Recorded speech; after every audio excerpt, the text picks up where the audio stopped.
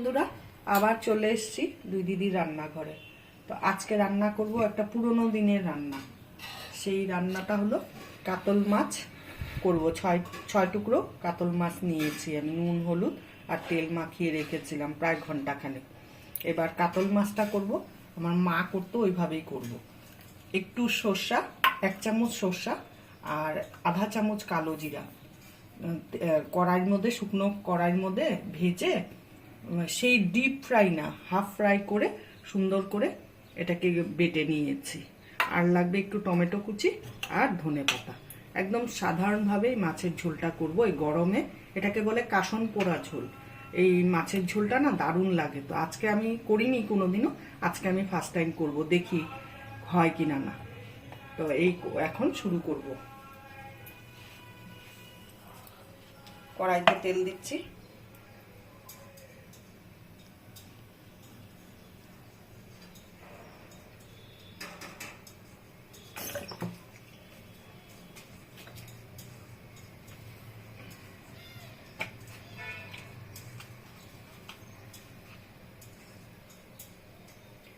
তেলটা গরম হোক, আমি 1 চিমটি নুন তেলের মধ্যে দিয়ে দিব, তাহলে মাছটা একটু কম ছিটবে।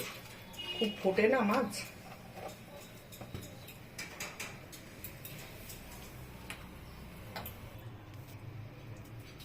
তেল গরম হয়ে গেছে, এখন আমি মাছগুলো ছাড়বো।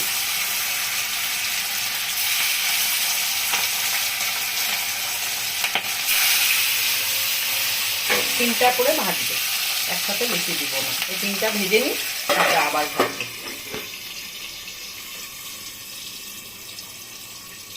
মিডিয়াম ফ্লেমে রেখে মাছটাকে ভাজবো।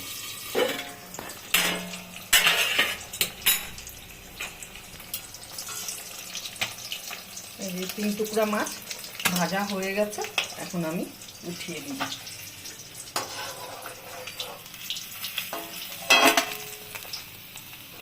এই একইভাবে আবার এই 3 টুকরা মাছ দিয়ে দিই। মাপটা বললাম, আমার 6 টুকরা মাছে এতটুকুনি কালো জিরা আর সর্ষা লেগেছে। যারা বেশি করবে তাদের আর একটু বেশি লাগবে। হয়ে গেল আমার সব মাছ ভাজা। সব মাছ বলতে কি 6 টুকরাই মাছ।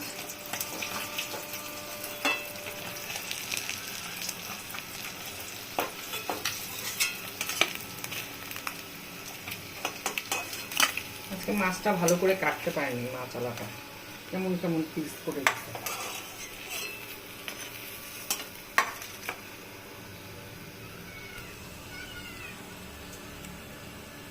আমি রান্নাটা করব।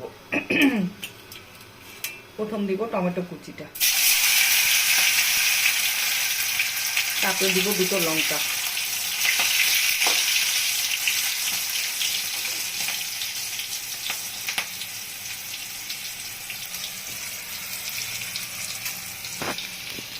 এটার মধ্যে কাশ্মীরি লঙ্কার গুঁড়ো দিতে হয় না, কিন্তু আমি দিচ্ছি। একটু কালো কালো হয় তো ঝোলটা, দেখতে ভালো লাগে না, খেতে তো স্বাদ হয়, কিন্তু আমি দিচ্ছি, আমার মা দিত না। এই যে একটু কাশ্মীরি লঙ্কার গুঁড়ো দিলাম,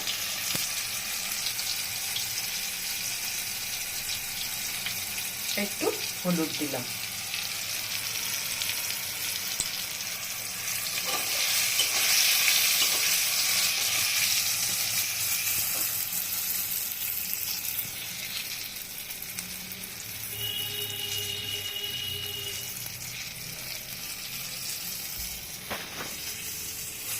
এখন কালো জিরা দেব।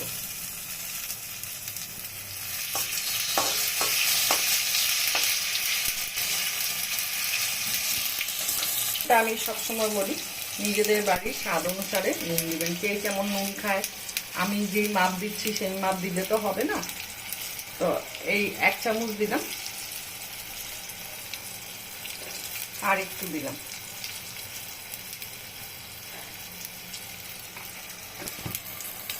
এখন মাছগুলো দিয়ে দিব এখানে।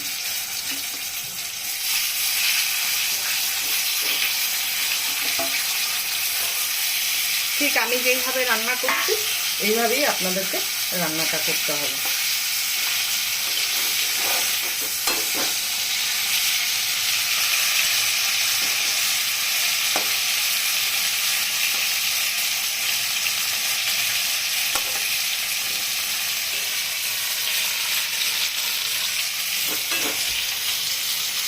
এখন আমি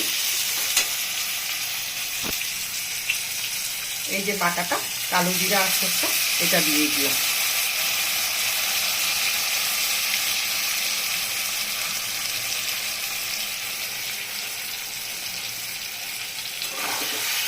যে কালো জিরা আর সরষাটা দিলাম না, একটা আলাদা সুন্দর গন্ধ বেরিয়েছে। এই যে কালো জিরা আর সরষাটা বাটার পরে কালো কালো হয়ে যায়, তার জন্যই আমি একটু কাশ্মীরি লঙ্কা দিয়ে দিয়েছি। এখন এই যে মশলা ধোয়া বাটিটা একটু জলটা দিচ্ছি।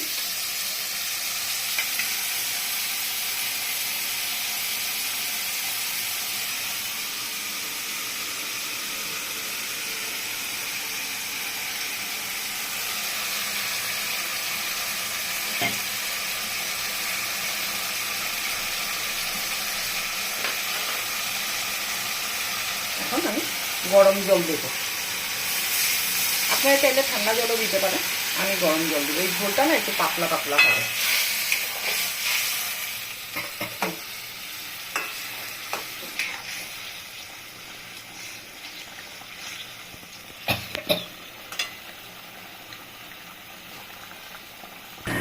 এই অবস্থা দুটো চেরা কাঁচা লঙ্কা দিয়ে দিলাম।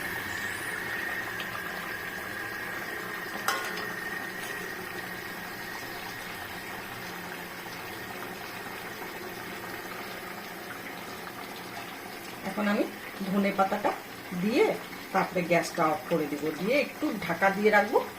তাতে করে কি হবে, ধনে পাতার গন্ধটা মাছের মধ্যে ঢুকবে। আমি গ্যাস অফ করে দিলাম আর একটু ঢাকা দিয়ে দিলাম 1 সেকেন্ডের জন্য, দিয়ে তারপরে নামাচ্ছি, তখন পুরো লুকটা দেখাবো। এখন আমি ঢাকনাটা খুলে নেব। তো আমার তৈরি হয়ে গেল, খুব ঝামেলা ছাড়াই রান্নাটা। এটা আপনাকে পাটাই যে বাটতে হবে তা না, শুকনো গুঁড়া করে আপনি ছেঁচনিতেও ছেঁচে নিতে পারেন, বা পাটায় গুঁড়ো করে, বেশি মাছ হলে পরে মিক্সিতে গুঁড়ো করে নিতে পারেন। তা আমি পাটায় এটাকে বেটে নিয়েছি। তো হয়ে গেছে আমার কাশন পোড়া ঝোল। জানি না, খেয়ে দেখবো আজকে রেসিপিটা।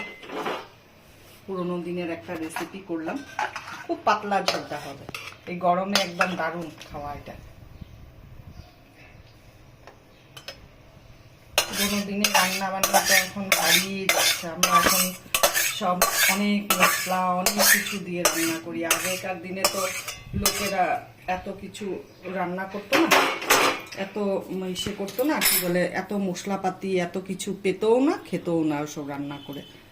তো যাই হোক, আমার কাশন পোড়া ঝোলটা কেমন লাগলো কমেন্ট করে বলবেন। ফেসবুক থেকে দেখলে প্লিজ লাইক কমেন্ট শেয়ার করবেন, আর ইউটিউব থেকে দেখলে পাশে দেওয়া বেল আইকনটা প্রেস করবেন আর কমেন্ট করবেন। ভালো লাগলেও কমেন্ট করবেন, খারাপ লাগলেও কমেন্ট করবেন, দুটোই কমেন্ট করবেন, তাতে করে আমি শিখতে পারবো। তো কেমন হলো রেসিপিটা অবশ্যই কমেন্ট করে জানাবেন। তো আজকের জন্য ভিডিওটা রাখছি, টাটা।